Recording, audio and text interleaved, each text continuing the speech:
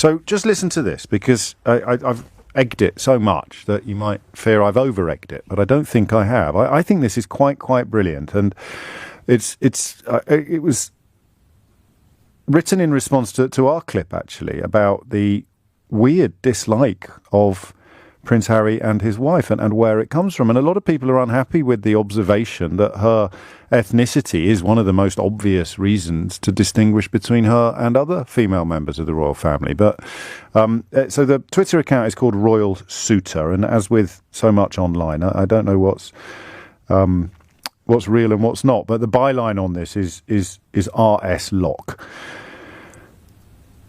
Pay attention. This is really important. It's only a 3-minute read, and I'll share it with you now, because I felt pennies dropping as never before when I read this. So we'll start at the top again. I might do my Jackanory voice for this. All right, I won't.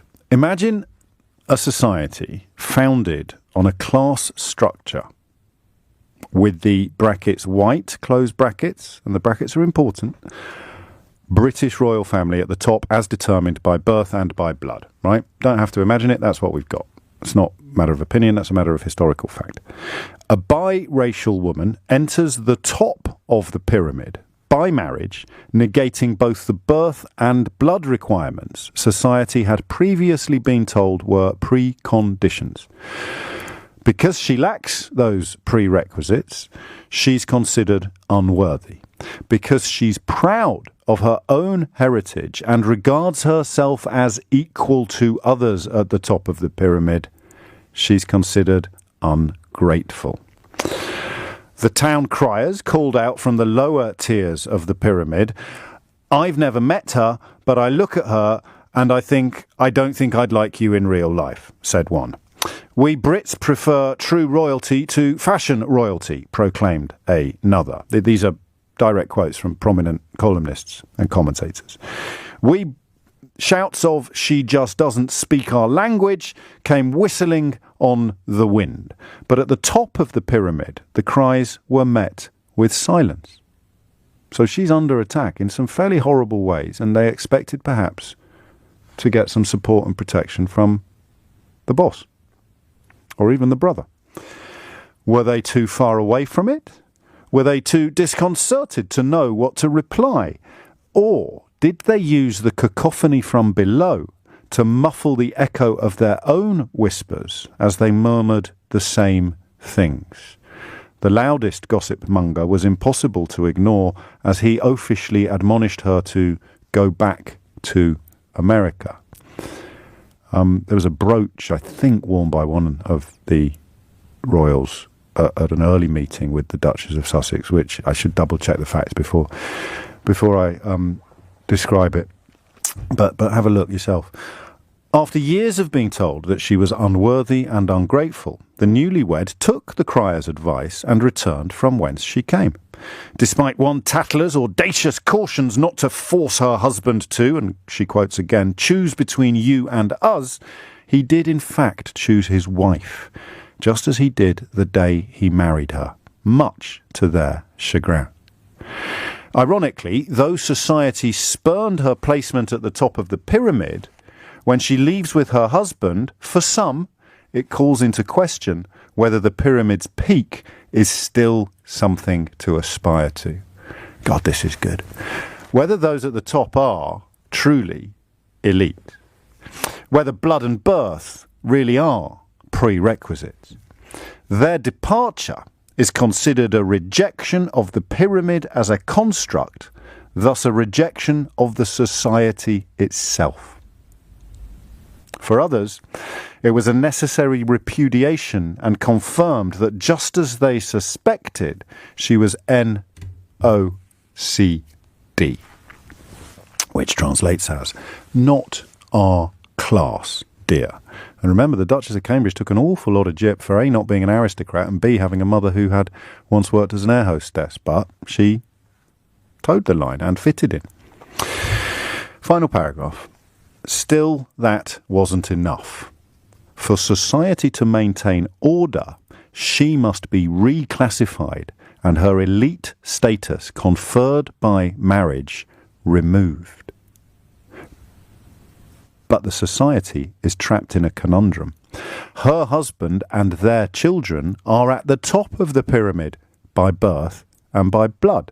Now, I'd remind you, this was written before today's announcements about patronages and honorary military appointments being removed from the Duke and Duchess.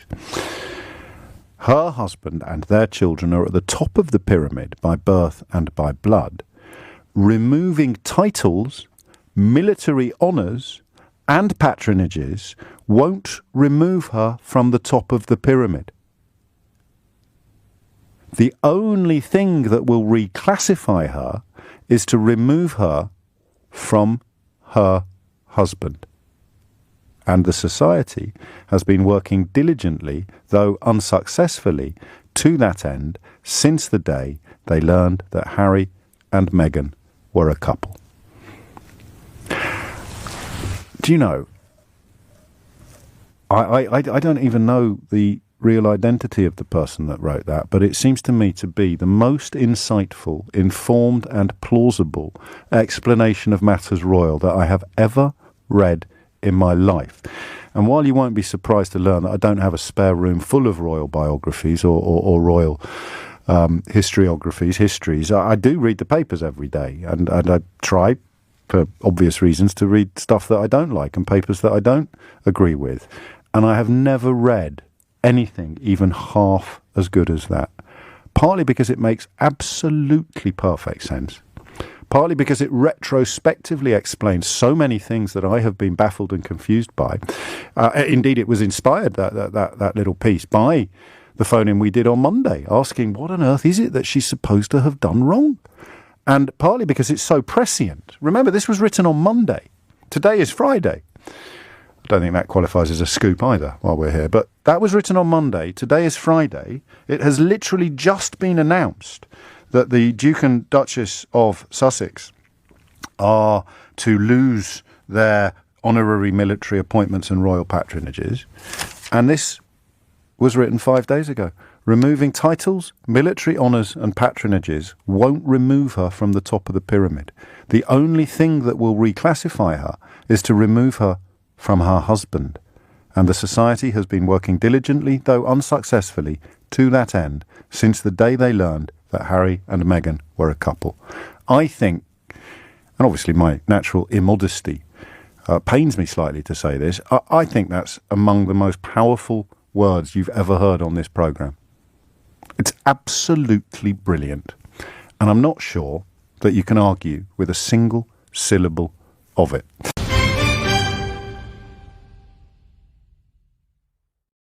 Welcome to Royal Sussex Squad, the place where we uncover the truths, challenge the headlines, and celebrate Harry and Meghan for who they truly are. Today we delve into an incredible analysis of how society, media, and the institution itself have worked to undermine their union. Let's dive in.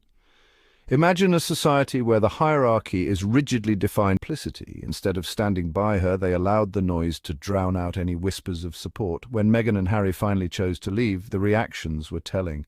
For some, it was a rejection of an outdated construct. For others, it was confirmation shaken by their departure. It forced society to question, is the peak still worth aspiring to? Are blood and birth truly prerequisites for belonging? And here's the irony. Even after stepping back, Meghan remains at the top of that pyramid through her marriage to Harry. Attempts to strip them of titles, patronages and honours won't change that. The only way to reclassify her would be to separate her from Harry, a goal some have relentlessly pursued from the moment they became a couple. This analysis, penned earlier this week, resonates even more powerfully today. As the Sussexes were officially stripped of their honorary military appointments and royal patronages, it's clear that the institution continues to play its role in this long-standing effort, but their bond and their stance stand firm, unwavering and unapologetic. Let's remember that Meghan and Harry's journey is not just about breaking free from an archaic system, it's about forging a path of authenticity and integrity. The criticism they face only highlights the deep discomfort with change. But change, as we've seen time and again, is inevitable. Stay tuned to Royal Sussex Squad, where we'll keep dissecting the narratives and uncovering the truths. Until next time, let's keep championing compassion, equality, and love. Values that truly matter.